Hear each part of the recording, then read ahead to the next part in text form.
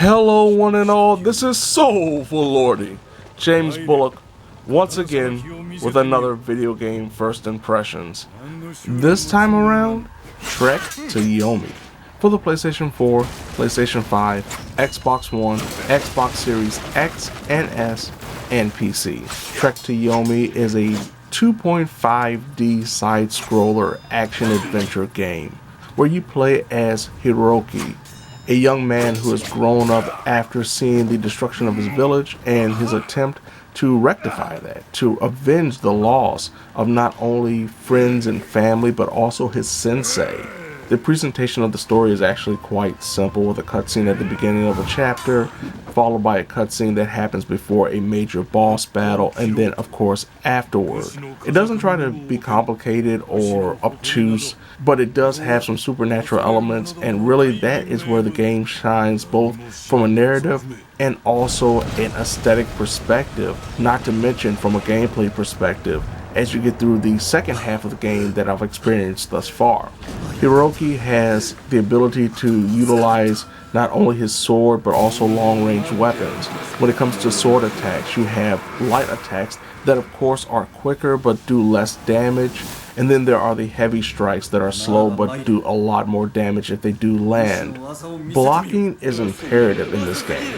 Guarding not only deflects damage, but also when you do it at the right time, if you try to block right before you're struck, Hiroki will parry an attack, which slows down time temporarily and leaves the opponent open for a subsequent strike. It doesn't reinvent the wheel, it's nothing that you haven't seen before, but it's done pretty well. As you defeat certain enemies and have certain story moments play out, Hiroki does learn new attacks, new methods of blocking and defensive measures, and even gains new ranged weapons. Some of those weapons include a bow and arrow, shurikens, and even an Azutu, which is this standing handheld cannon. It does a lot of damage when it hits, but does take a lot of time to reload.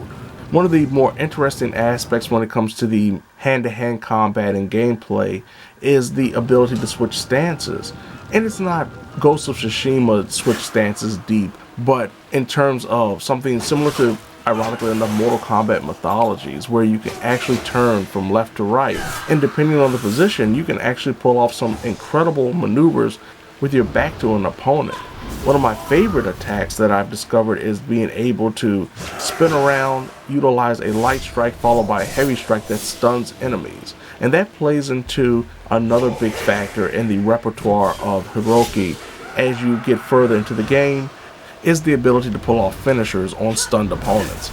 If an enemy is stunned, you can actually hit a finisher, in the case I'm playing on the Xbox One version, the right bumper button.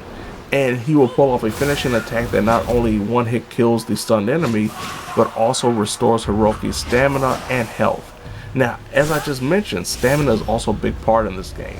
And stamina is connected to almost everything Hiroki does, be it sprinting into battle, utilizing those aforementioned light and heavy strikes, or even blocking. And if Hiroki's stamina meter drains, he's left wide open, and when he does move, it's very sluggish, very slow. And of course you can't block anymore if your stamina meter is drained. And this also ties into the collectibles, because collectibles in this game not only range from just items that you see in the menu once you collect it, but also upgrades to both the health and stamina. Throughout the various environments, there are areas, including areas that are off the beaten path, that will unveil stamina upgrades and health upgrades that permanently upgrade Hiroki's stamina and health. So it is imperative to try to search out as best you can throughout every environment, throughout every level, to try to find all these upgrades. Also, when it comes to the environment that ties into the gameplay, is environmental attacks. If you find this environmental object, you can actually unleash an attack on unsuspecting enemies that will kill them immediately. It's a great little thing that you can find once or twice in a level that sometimes you may miss because instinctively you go in, try to rush and try to attack an opponent without realizing that, oh, I could have broken this dam that could have drowned anyone below me. From a technical aspect, Trek to Yomi is definitely a mixed bag. The Kurosawa-inspired depiction of the Edo period of Japan when it comes to this game is done masterfully well. From the black and white aesthetics, to the camera angles, to the camera cuts, and of course the film grain option that can be turned on and off. The audio is incredible, especially just moving around villages and hearing the groans and screams and pleas and cries of villagers who are in great distress that you hope will empower you to try to save your village, to save the people that are still alive. But on the opposite end of the spectrum, there have been some frame rate drops that I've seen quite frequently, not to mention some odd animation issues that are associated with parrying and blocking. Overall, this is essentially an indie game. This is a budget title game. This is only $20.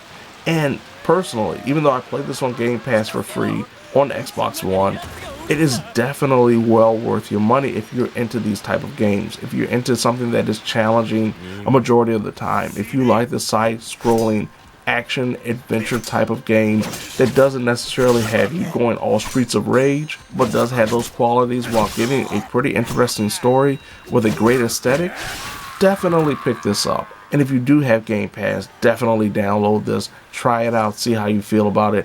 It's not a relatively long game either. From what I'm seeing, it's about 5.5 to 6 hours. And so far, with me being on Chapter 4 after a few hours, I can pretty much see that the main crux of getting a lot of time out of this game is replaying, getting all the collectibles, all the upgrades, and just seeing how well you can do on the hardest difficulty level. So there you have it. This has been Soulful Lordy, James Bullock, once again with another video game first impressions. Trek to Yomi for the PlayStation 4, PlayStation 5, Xbox One, Xbox Series X and S, and PC. Now if you don't mind, I have to confront this gigantic beast of a man who has decided to try to test me in the worst way possible, and that is by bringing a spear to a sword fight. But if I'm careful and I time my rolls and my dodges and my counters properly, he will have no choice but to say, "Oh lordy."